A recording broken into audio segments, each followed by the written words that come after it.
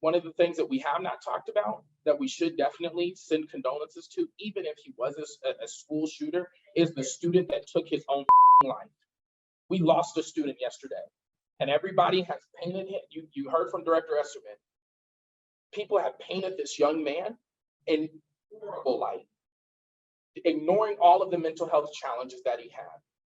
The most heartbreaking photo was seeing a baby picture or a picture of this young man with a fish because he loved to fish. But most folks in this room didn't know that the student loved to fish.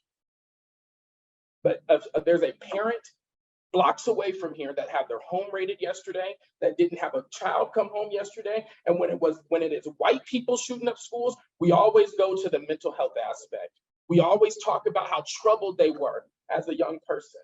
We always cloak and make an excuse. But this Black boy's picture has been painted across America as somebody who is the most dangerous threat to anybody in the state right now.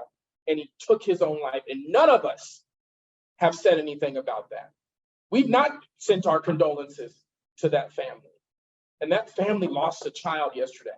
Yes, we had employees shot. I'm not making an excuse for that whatsoever. Yes, our students were startled and scared and were put in a dangerous situation. I'm not making excuses for that. But what we did do unintentionally with our own actions, we disclosed the student had a 504. We disclosed personal information about him. And now that picture of that boy has been painted across America as a deadly threat. And nobody gets the cloak and excuse about his mental health challenges.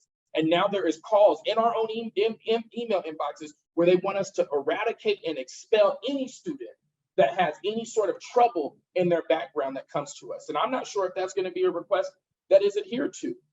If it is, I can't be a part of that practice. We can't be a district that just throws kids away because they had an incident or something.